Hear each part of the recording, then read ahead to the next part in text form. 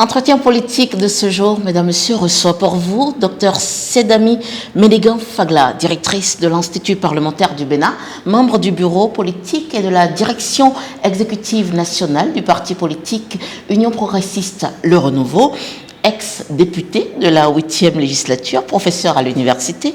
Merci, docteur, d'avoir enfin répondu à notre invitation. C'est moi qui vous remercie pour votre patience. Alors, déjà, on a eu de vos nouvelles depuis les dernières élections. Les militants de la 15e circonscription n'ont pas voulu vous renouveler votre mandat. Depuis, comment est-ce que, politiquement et personnellement, vous avez vécu cet échec et pourquoi finalement décider de briser le silence? Alors, effectivement, vous vous doutez bien que lorsque les militants et les électeurs ne vous renouvellent pas leur confiance, ça exige de vous une remise en question et j'ai pris le temps de faire le bilan déjà personnellement et puis en tant qu'acteur politique et au sein du parti, nous avons fait le bilan et essayer de comprendre ce qui a amené notre parti à connaître cet échec-là dans ma circonscription.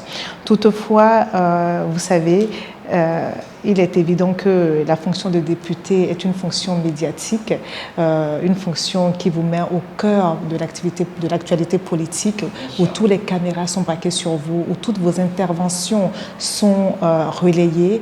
Et aujourd'hui, n'étant plus dans ce type de fonction, il est normal que je sois un peu plus en retrait. Même si l'Institut parlementaire du Bénin a un côté toujours présent devant la scène, ce n'est pas du tout la même exposition.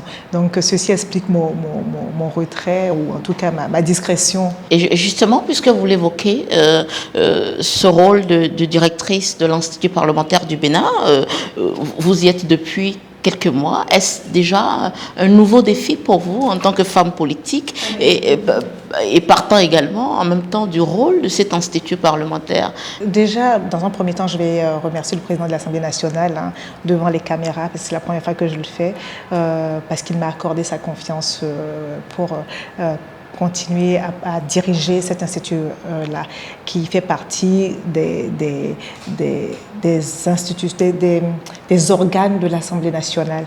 Et en tant que femme politique, c'est un défi pour moi, mais pas en tant que femme politique, en tant qu'individu tout simplement, en tant que personne capable qui aime relever des défis. C'est un défi pour moi parce qu'il faut maintenir l'Institut dans ses activités, lui permettre de maintenir ses attributions, de fonctionner en fait, et lui permettre de faire ses activités, remplir son cahier de charges, et je m'y attelle à merveille. Donc c'est un défi. Concrètement, l'Institut, il sert à quoi? Il joue quel rôle?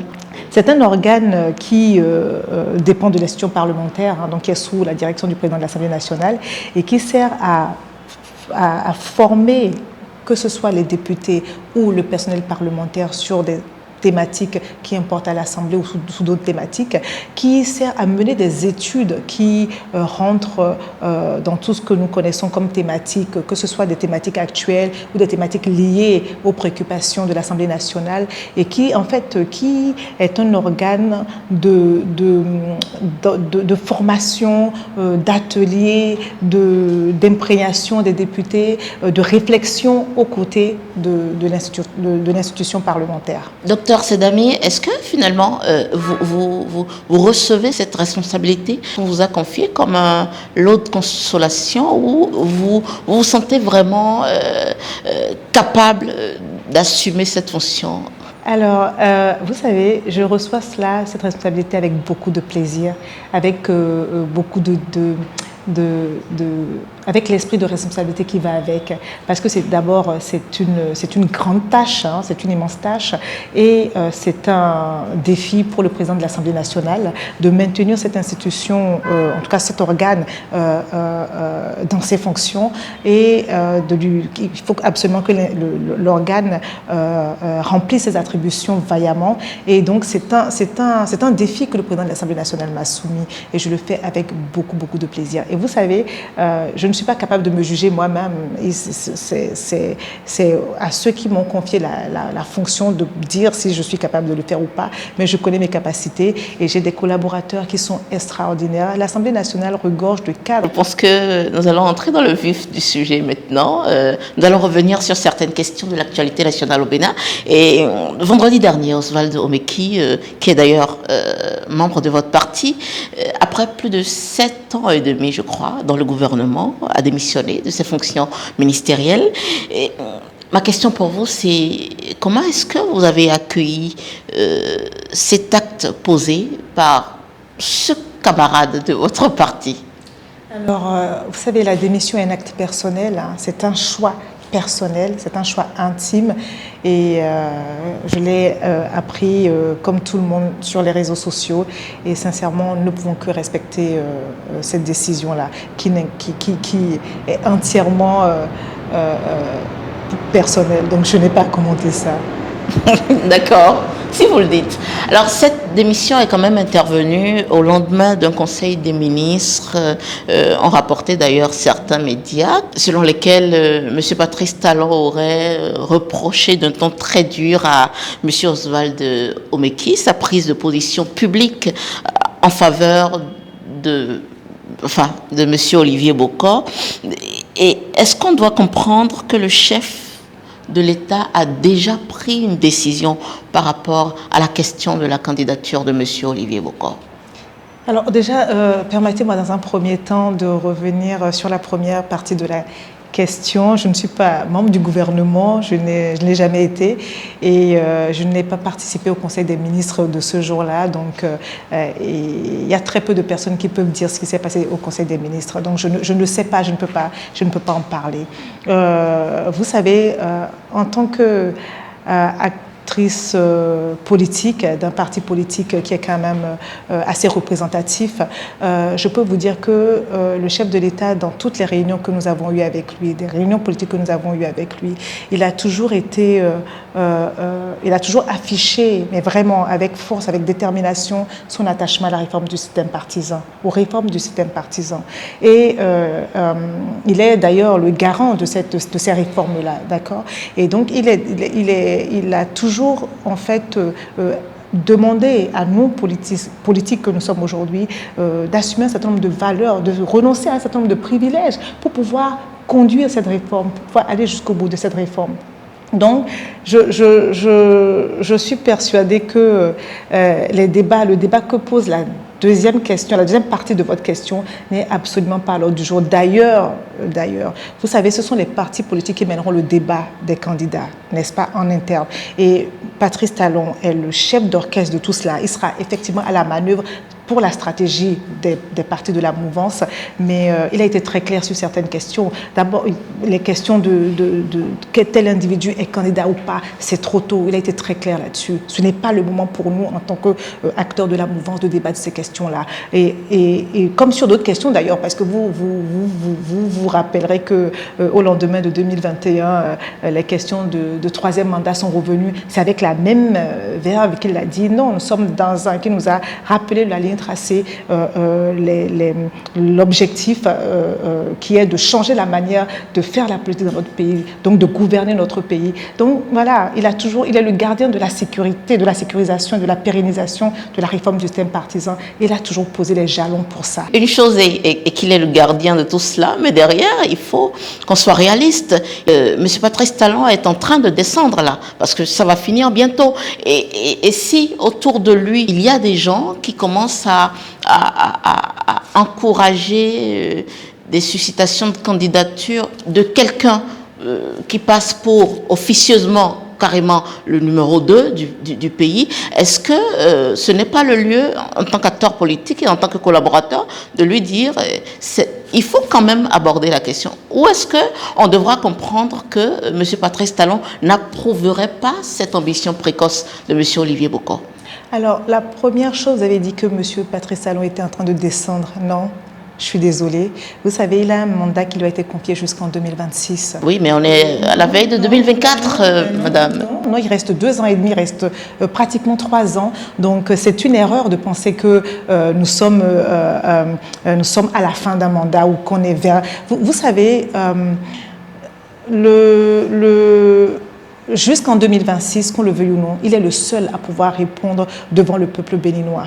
D'accord? Et pour l'instant, le plus important, c'est de garantir, de maintenir la tête au-dessus de l'eau à chaque individu dans ce pays. Le président Patrice Talon est le seul depuis 1990, depuis l'avènement de la démocratie, à avoir gouverné dans des conditions aussi difficiles, dans un environnement international avec des pressions exogènes intenses, que ce soit la Covid, que ce soit la crise avec le Nigeria, que ce soit la sécurité, le terrorisme aujourd'hui, que ce soit les coups d'État qu'on voit. C'est le seul à avoir gouverné dans un... Chaque époque a toujours eu ses défis, ne dites pas que... Mais non, dans un environnement aussi difficile, nous n'avons pas eu les mêmes défis. Et ça, la Covid, c'est 2 ans de maladie internationale, de pandémie, qui a obligé tout le monde à sursoir l'activité économique. C'est la première fois depuis 90, d'accord? Ce qui fait qu'aujourd'hui, le plus important, c'est quand même de maintenir le cap, en fait, en termes de réalisation économique.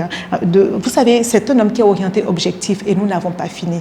Et nous, acteurs de la mouvance, nous n'avons pas d'autre choix que de l'accompagner dans la réalisation de ces objectifs. Parce que nous allons atteindre la réalisation de ces objectifs jusqu'à un certain niveau que le peuple béninois va nous renouveler sa confiance. Donc on ne peut pas placer la charrue avant les bœufs, d'accord? Et la question est vraiment anticipée, elle est trop tôt. Ce qui importe aujourd'hui au sein des partis politiques, qu'est-ce que c'est?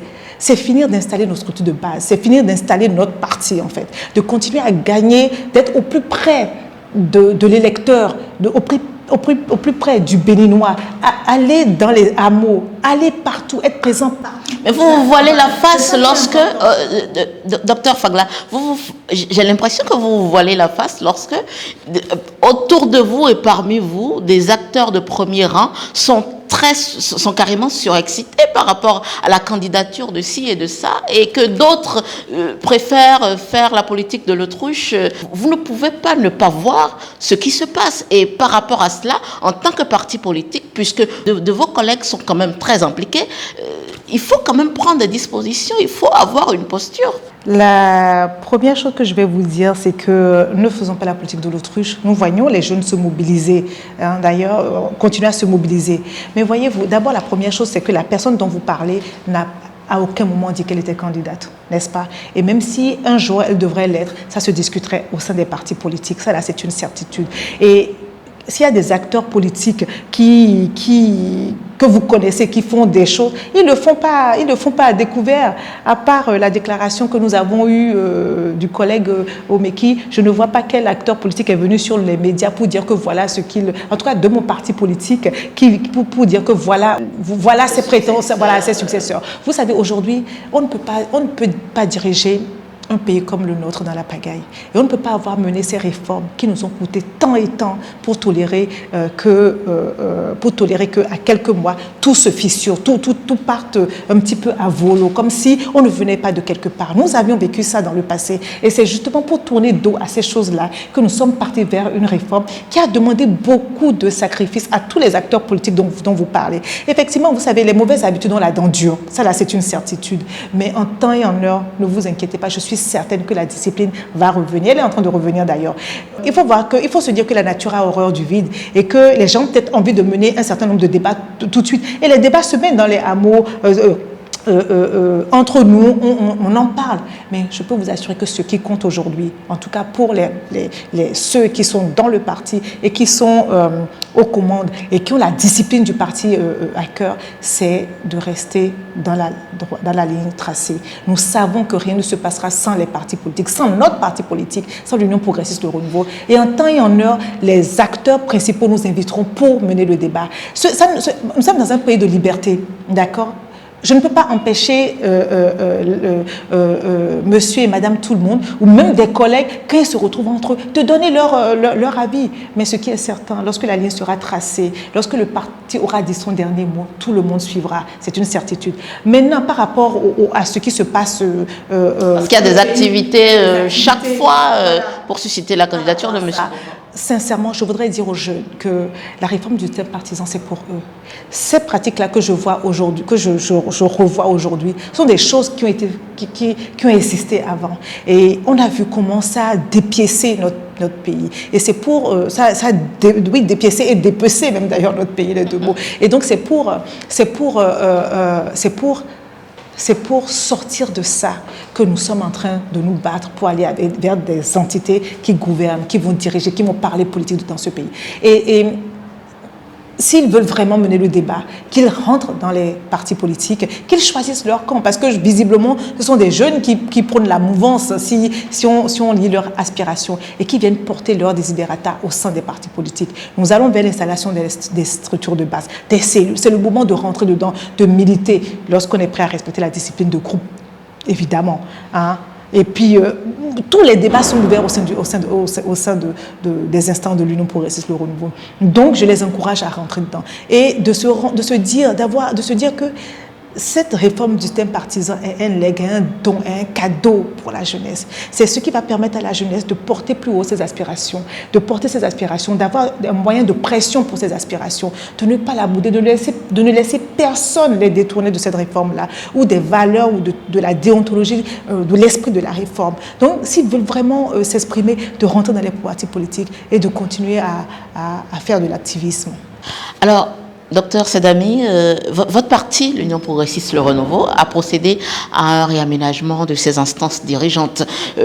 La principale innovation, d'ailleurs, est l'apparition de la haute direction politique, la création d'une telle direction en dehors de celle exécutive déjà nationale et du bureau politique.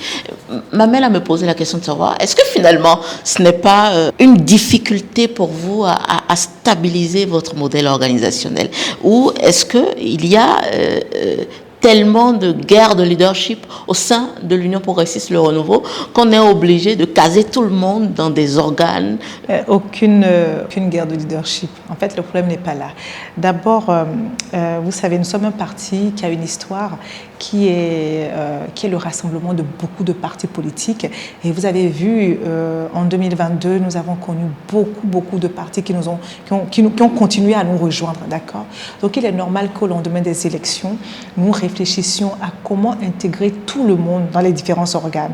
Hein? Et donc, ça demande forcément un élargissement, puisque vous verrez que le bureau politique s'est élargi, s'est étoffé. Lorsque vous avez de nouveaux membres, vous ne pouvez pas dire que vous n'allez pas les prendre en compte, sinon vous allez fragiliser votre structure dès le début, en fait. Donc, il était évident, normal, il est normal que les dirigeants de ce parti adaptent le parti à son évolution. Et puis, au lendemain des élections, les défis sont énormes parce que, comme vous le dites, nous allons vers 2026 et il faut que l'Union progressiste continue à convaincre. D'ailleurs, je voudrais, dans un premier temps, remercier le peuple béninois qui nous a toujours accordé sa confiance et qui fait de nous aujourd'hui le parti qui, quel que soit le critère qu'on prend, reste le parti qui a en majorité leur confiance et qui est le plus représentatif aujourd'hui. Ce qui fait que nous avons le devoir de continuer à nous améliorer. Comment on fait pour être le plus près possible de tous les militants, de toutes les personnes qui ont adhéré à l'Union progressiste et aussi le plus près possible des électeurs,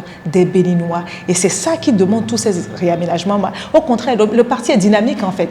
Mais 3 organes, haute direction politique, direction exécutive nationale, bureau politique, qui parfois composés des mêmes personnes, est-ce que finalement ce n'est pas pour rien? Est-ce que vous n'avez pas de difficultés? Non, pas du tout. Vous savez, le bureau politique, c'est une assemblée générale. D'accord? C'est une assemblée générale. Considérez ça comme ça. C'est vraiment une assemblée générale. Et c'est de cette assemblée générale qu'on tire des organes, parce que vous vous doutez bien qu'avec un bureau de politique de 450, 500 personnes, on ne peut pas décider de tout à 500. Madame Moyo, hein, c'est une évidence quand même. Donc, de ça, on va extraire quelques personnes qui vont être à la mise en œuvre des décisions qui sont prises par le bureau politique. Le bureau politique reste l'organe suprême de décision, d'accord, qui donne les grandes orientations. Et une fois que les orientations sont données, il faut une équipe pour mettre ces orientations-là en œuvre. Et ça, c'est la direction exécutive nationale. Et la haute direction politique, c'est quand même, il faut des dirigeants. Hein. Dans toute organisation, tout le monde ne peut pas diriger. Il faut un noyau pour dire voilà ce qu'il nous reste à faire. N'oubliez pas, voilà l'orientation tracée par le bureau politique. Quelles sont les actions qu'il faut mettre en œuvre pour respecter les décisions, pour mettre sur le terrain les décisions du bureau politique. Donc c'est normal qu'il y ait une haute direction. En fait, c'est toute une organisation tout à fait normale en fait. Vous avez une assemblée générale et un bureau qui dirige cette assemblée. Le bureau politique dirige quoi finalement? L'UP était très active en fait. En fait, alors d'abord le bureau politique sert à quoi? La première chose, c'est que c'est le bureau politique qui donne les grandes orientations du parti politique. Les nouvelles orientations sont de ne plus faire Non, pas du tout, au contraire. Mais nous n'avions pas de structure d'organisation, d'accord? On a compris qu'il était temps d'arrêter de faire les choses à l'envers. Hein? Identifions nos militants, recensons il y a une organisation qui est en place qui fait que dans tous les quartiers de ville, nous allons recenser tous les militants UP et les retrouver dans des cellules à la base. Comme ça, lorsqu'il y a des activités, on sait qui va participer à ces activités, on sait à qui les adresser directement. Lorsqu'on veut parler à la jeunesse UP, nous n'avions pas, lorsqu'on disait qu'on voulait parler à la jeunesse UP, c'était aux dirigeants de désigner à gauche, à droite des personnes. Alors qu'à partir du moment où on aura la Ligue des jeunes UP installée, visible, on s'adresse à cette Ligue-là qui va désigner les personnes qui vont participer aux activités. En fait, c'est ça, on a décidé de finir de s'organiser parce que c'est notre fragilité jusqu'à ce jour. Imaginez quand même un parti qui, sans structure de base, a eu les résultats que nous avons eus. C'est quand même un exploit. Est-ce que vous pensez, docteur, que ce besoin d'organisation survient aujourd'hui à la veille, je veux dire, de l'implosion ou non de la mouvance présidentielle dès que M. Patrice Talon finira son mandat? Est-ce qu'aujourd'hui, parce que vous sentez la fin venir, vous prétestez de ça pour mieux vous organiser? Je vais même vous dire quelque chose. Cette exigence d'organisation est là depuis 2018. Mais à chaque fois, nous étions toujours entre deux élections. Et vous voyez, lorsque vous structurez votre parti, lorsque vous désignez de nouveaux dirigeants, il y a un temps pour calmer les tensions, les ardeurs déçues, les ambitions qu'on appelle qui n'ont pas trouvé leur place parmi les nouvelles classes dirigeantes. D'accord. Et le temps de gérer ces remous, si ce temps n'est pas suffisamment long pour que les militants puissent passer à autre chose, vous fragilisez votre parti. Et c'est pour ça qu'entre chaque élection, la question s'est posée. Tout est prêt depuis 2019 pour faire l'installation des structures de base de l'Union progressiste. Mais nous avons des élections en 2019, en 2020, en 2021. Ça répond à un besoin. Tout est prêt depuis des années pour ça. D'ailleurs, vous avez vu avec quelle célérité on met les choses en place. C'est parce que la réflexion était déjà là.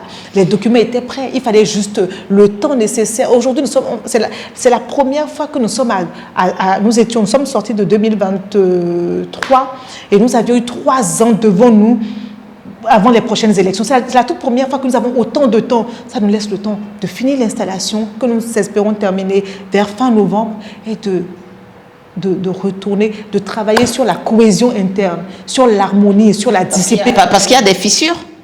Non, mais vous savez, à l'heure de la réforme du système partisan, aucun parti politique ne peut dire que tout se passe bien. Parce qu'il y a de grands acteurs qui se sont mis ensemble, qui ont sacrifié leurs privilèges et qui ont laissé des choses de côté, qui peuvent être dans la revendication, ce qui est tout à fait normal en fait. Donc, tous les partis politiques qui sont aujourd'hui ont des défis en termes de cohésion, d'harmonisation et tout le monde y travaille. Et nous y travaillons au quotidien. Ça c'est un secret de polichinelle. Docteur Fagla, présidentielle 2026, comment est-ce que vous pensez que la majorité actuelle au pouvoir entend s'organiser pour désigner son candidat?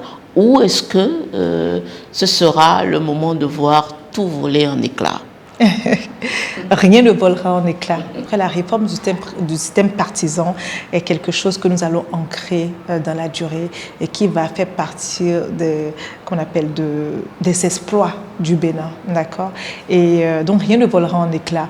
Vous me posez une question de stratégie et vous savez, la mouvance a un chef d'orchestre qui est le président Talon. Nous avons des partis et en temps et en heure, la stratégie que nous allons déployer en 2026, vous serez en première loge pour la... On a toujours entendu, sinon, les ambitions de M. Joseph Tchabouenou, président du parti politique Union progressiste, le Renouveau, votre parti. Est-ce que l'UP va s'entendre autour de lui ou est-ce que l'UP Le Renouveau va s'entendre avec les autres partis de la mouvance, dont notamment le Bloc républicain, pour nous désigner un candidat?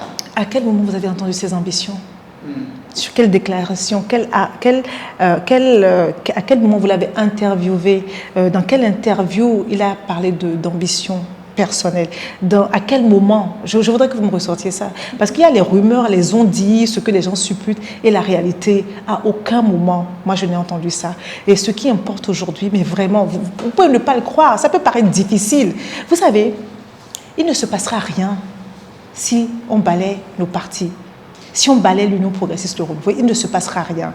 Le plus important aujourd'hui, pour que le débat puisse se mener en 2026, c'est d'ancrer l'Union progressiste dans la conscience collective comme le parti le plus représentatif. D'ailleurs, ce que le peuple a déjà concédé. Mais il faut poursuivre cela. Et c'est cette crédibilité-là qui nous permettra de nous asseoir en 2026 à la table de la stratégie pour définir ce qui va se passer. Vous semblez très... et c'est symptomatique des acteurs politiques de la mouvance.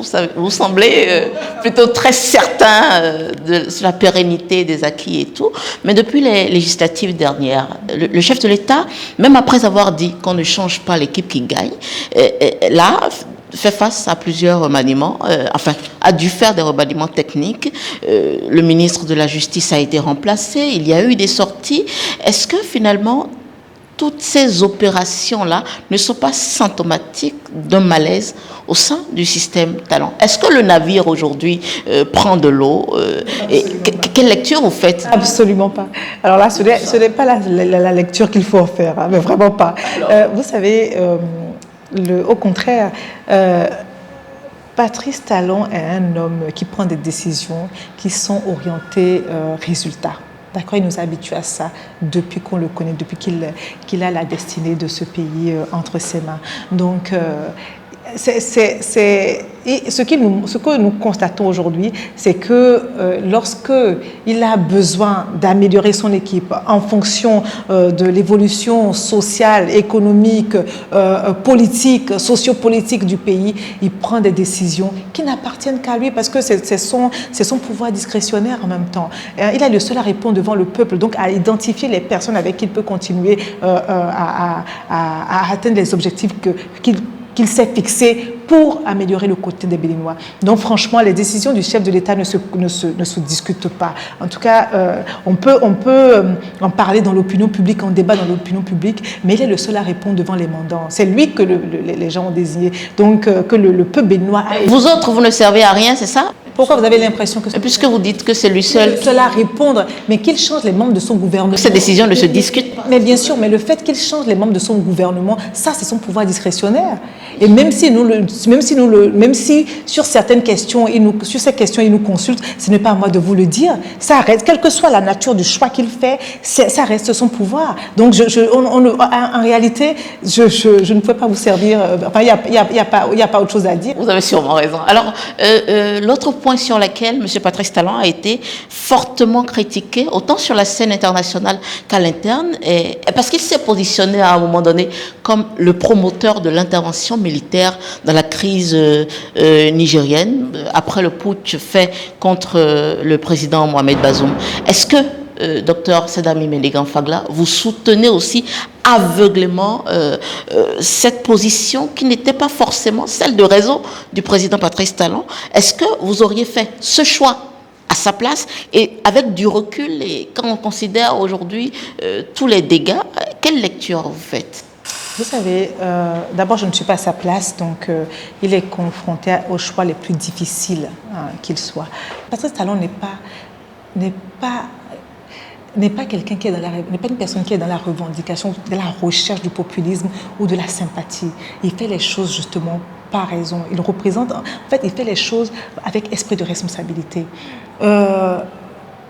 D'abord, moi, j'ai honte, je vous le dis sincèrement, c'est honteux qu'aujourd'hui, au XXIe siècle, alors que le monde entier est en train de parler de développement durable, d'intelligence artificielle, de choses, enfin, que nous soyons encore, qu'il y ait une partie du monde qui soit encore à ce niveau, à se battre pour des coups d'État.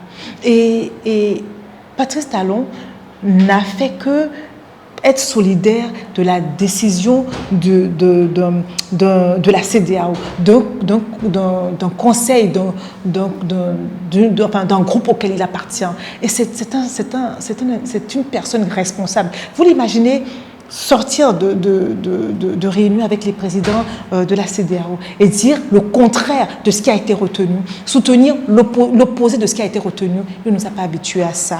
Et c'est quelqu'un qui, quand vous voyez ce que nous faisons au Bénin, pour la démocratie, pour ancrer l'ordre constitutionnel dans nos propres pratiques aujourd'hui, comment est-ce qu'on peut ne pas condamner la rupture de l'ordre constitutionnel? Il a joué son rôle et sincèrement, moi je suis totalement solidaire de ce qui s'est passé à cet instant-là, des décisions prises à cet instant-là, dans ce moment-là de tension, ça venait d'arriver par les chefs d'État. Et ce serait totalement irresponsable que Patrice Talon, que nous connaissons, sorte de cette réunion-là, en tant que porte-parole francophone, disent exactement le contraire. Ce n'est même pas bien comme image. Moi, je ne voudrais jamais le voir dans ce rôle-là. On ne sait pas ce que le porte-parole anglophone a dit, mais en tant que porte-parole francophone, il nous a ressorti, il nous a donné la décision des chefs d'État dans le show, en ce moment-là où nous étions encore dans les premiers instants du coup d'État. Et c'est une position totalement responsable, c'est une position forte. Il est temps que... Il n'y a aucun moyen... Est-ce que vous avez évalué les dégâts de ce positionnement du Bénin? Mais vous savez, tout à l'heure, je vous ai dit que l'envie de plaire ne peut pas nous faire dire des choses qui ne sont pas, nous faire prendre des décisions qui ne sont pas. Ce n'est pas une envie de plaire. Est-ce que vous avez évalué? Mais quel dégât? Vous savez, le dégât... Vous savez que les frontières sont fermées, vous savez... Mais les dégâts, Madame Rouillot, les dégâts, qui est-ce qui a conduit à ces dégâts-là? C'est Patrice Talon? Est-ce que ce n'est pas la rupture de l'ordre constitutionnel qui a conduit à ces dégâts-là? Qu'on se pose la bonne question. Donc, est-ce que vous auriez voulu que les chefs d'État fassent? Que chaque fois qu'il y a un coup d'État, qu'ils applaudissent? Mais quel autre moyen ils ont pour dire que ce n'est pas la bonne manière d'accéder au pouvoir? Vous oubliez que c'est quelque chose, au niveau des gouvernances africaines qui aujourd'hui conduisent au coup d'État, ou vous préférez occulter ça et ne commencer l'histoire qu'à partir des coups d'État? Quelque chose, j'estime que c'est la bonne excuse, que c'est l'excuse. Sincèrement, c'est l'excuse. Et c'est une excuse tellement facile parce que aucun pays ne s'est développé en 5 ans, en 10 ans. Il faut des décennies. Il est vrai que nos démocraties jeunes, nouvelles pour la plupart, puisqu'elles viennent après la période de l'indépendance, font que nous avons qu'on appelle les acteurs que nous avons dans les premiers instants, en tout cas jusqu'à aujourd'hui, pour la plupart, n'ont pas bien saisi les desiderata des populations, n'ont pas trouvé les meilleurs moyens pour répondre aux aspirations des peuples que nous sommes, que je suis, autant que vous. Mais, dis donc, le tout militaire, c'est la solution? Je sais ce qui se passe aujourd'hui au Burkina, au Mali, en termes de liberté d'expression, Madame Rouillot. Vous ne pouvez pas y être. Vous ne pouvez pas vivre au Burkina aujourd'hui. Il est impossible. On ne peut pas prôner la démocratie, la liberté d'expression, la Constitution et dire que ces choses-là, il faut continuer à les accepter. En ce temps, on peut laisser les gouvernants, laisser les peuples agents, être dans de la gabégie, être sur des paradigmes de mauvaise gouvernance, mais hallucinants. ce sont des tas que les pays sont en train de corriger. Vous savez, je dis les générations se suivent et ne se ressemblent pas. Les premières générations ont fait, mais les générations qui suivent corrigent au fur et à mesure. La gouvernance du président Talon aujourd'hui nous a montré qu'il était possible en peu de temps et dans la discipline, certes, dans la rigueur, c'est vrai, c'est pas facile, mais avec un peu de sacrifice, de faire les choses bien. Et c'est de ça qu'il s'agit. Il y a des pays dans il ne faut pas regarder seulement l'espace CEDEAO, il y a des pays dans la sous-région, dans la région Afrique, en Afrique même, qui ont montré qu'avec de la discipline, avec des compétences, les bonnes personnes aux bons endroits, on peut faire les choses bien, on peut se développer. Ce qui se passe aujourd'hui, c'est comme lorsqu'on a un jeune enfant qui commence à marcher et qui tombe en marchant. Et on dit, pourquoi est-ce qu'il va tomber en marchant? Il faut lui taper dessus, il faut le maintenir debout de force et l'attacher à un arbre, comme ça il restera debout. Mais non, ce n'est pas la solution. Ce n'est pas la solution. Il faut le laisser continuer à grandir. On ne va pas l'enfermer dans une cage, l'enchaîner, l'enchaîner debout, lui dire pas qu'il reste, il est enchaîné debout, maintenant il est debout. Non, on le laisse continuer à marcher. Aucun peuple ne s'est développé dans la dictature. Aucun peuple au monde. Je défie quiconque de donner des exemples de peuples qui sont développés dans la dictature militaire. Il n'y en a pas un seul. Même la Chine n'a pas fait ça. Il y a aucun, même quand on prend les pays de l'Amérique latine. Mais on voit les résultats aujourd'hui, l'Argentine, le Chili, tout ça. Ça ne va pas, aucun pays n'y est arrivé. Parce que le tout sécurité n'est pas la solution. Moi, j'ai bien envie de vous poser la question de savoir que dites-vous alors de cette résurgence des coups d'État en Afrique? Est-ce que vous évaluez en tant que politique? Vous savez, j'estime que je suis politique de nouvelle génération et je suis venue avec des convictions. Et aujourd'hui, je dis toujours que ce que les dirigeants précédents n'ont pas su en tout cas bien prendre en compte, c'est l'importance de la bonne gouvernance, jusque dans ses moindres détails. L'importance de la discipline. D'ailleurs, entre parenthèses, on ne se développe pas dans l'anarchie. L'importance de la discipline, l'importance du don de soi, il faut tuer en soi la volonté de plaire pour faire bien les choses. Parce que lorsque vous voulez bien faire les choses, vous n'allez pas vous faire aimer de tout le monde. C'est ce que nos gouvernants, pendant un moment, n'ont pas très bien compris. Il était très facile. Vous savez, lorsque vous prenez la tête d'un pays comme le Bénin, où tout est urgent, où je le dis toujours, c'est un pays pauvre, nous sommes un pays pauvre. Nous manquions du minimum il y a encore quelques années. Nous continuons de manquer du minimum. Je n'ai pas fini. Oui, sur beaucoup de plans. Et donc, lorsque vous arrivez à la tête de ce pays, le plus facile en réalité, c'est de faire du populisme. Je vous assure, le plus facile, c'est de partager le pays, que tous les acteurs qui parlent, qui crient, aient un peu à manger, comme ça c'est facile, on maintient la situation comme ça, on continue à dégringoler, mais au moins le peuple ne le ressent pas, le peuple ne se rend pas compte qu'il est en train de régresser, et on continue comme ça. C'est ça la solution la plus facile. La solution courageuse, c'est de dire, bon, on ne peut pas continuer comme ça, parce qu'en le faisant, non seulement on sacrifie les générations qui se suivent, parce que la situation s'empire pour les générations qui suivent en fait.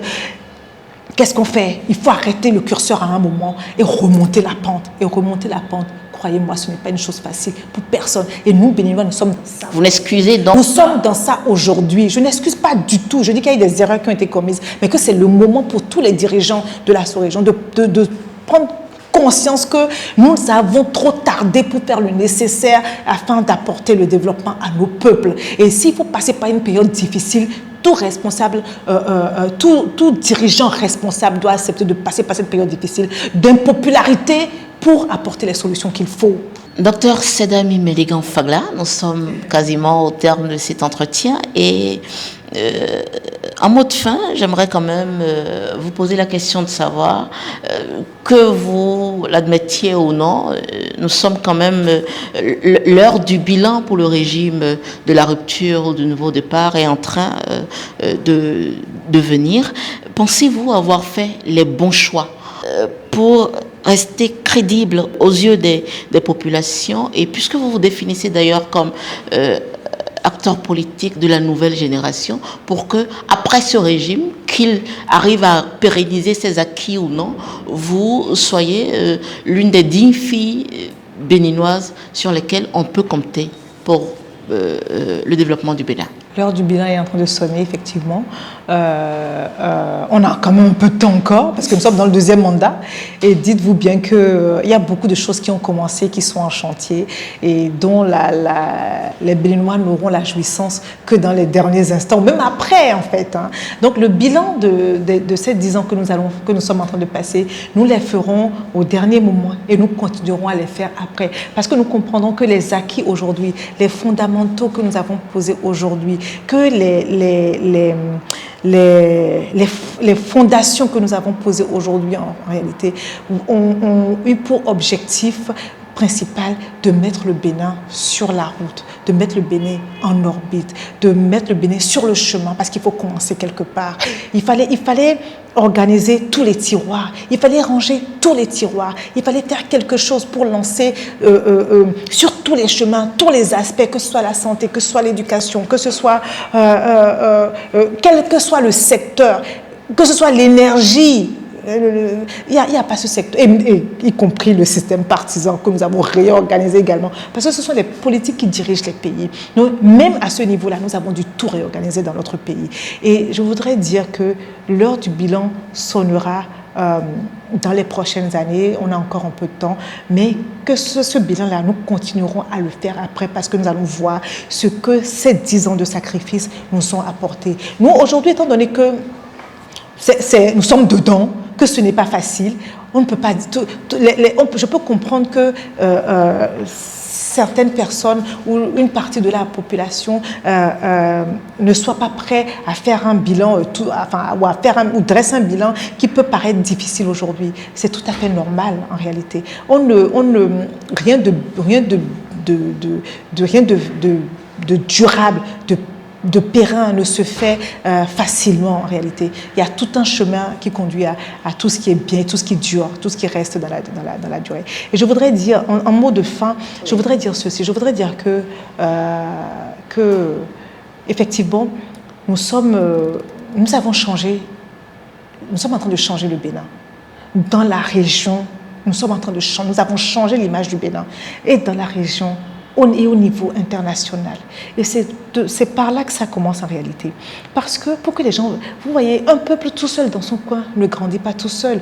Nous vivons dans un monde globalisé et il faut que les gens aient assez confiance pour venir investir dans votre pays, pour vous aider à créer de l'emploi, pour vous aider à créer de la richesse. Vous voyez la Chine, comment est-ce que la Chine est devenue la Chine aujourd'hui? Pendant très longtemps, la Chine était l'usine du monde. Pourquoi on a dit que la Chine était l'usine? Elle aujourd'hui conserve ce rôle et cette place d'usine du monde. La Chine a laissé tout le monde venir bâtir, construire chez elle. Et pourquoi? Parce qu'à un moment, la confiance est arrivée. On a eu confiance aux Chinois. On a compris que les ressources humaines étaient là, étaient disponibles en qualité et en qualification. Et je voudrais dire que nous sommes dans cette ère-là, en fait, hein, comment on appelle, nous sommes en train de laver l'image du Bénin, nous sommes en train de rendre notre pays attractif. Et je voudrais dire à la nouvelle génération de rester patient. Ce n'est pas facile quand on dit qu'il faut rester patient, mais que c'est une marche, en fait, c'est une progression. Et nous sommes sur le bon chemin. Nous sommes en progression. Nous ne sommes plus là où nous étions avant. Le Bénin d'aujourd'hui n'est pas le Bénin d'il y a 10 ans, d'il y a 20 ans, et même d'il y a 30 ans. Pas du tout. C'est un Bénin qui a déjà changé et qui continuera à changer pour satisfaire les besoins, les desiderata, les aspirations de chaque individu que nous sommes. On a bon espoir, Dr Sedami Mélégan Fagla. Je rappelle, vous êtes directrice de l'Institut parlementaire du Bénin, membre du bureau politique et de la direction exécutive nationale du parti politique Union progressiste Le Renouveau, anciennement députée de la 8e législature, professeur à l'université. Merci d'avoir répondu à nos questions. C'est toujours un bonheur de vous recevoir. Plaisir partagé. Merci.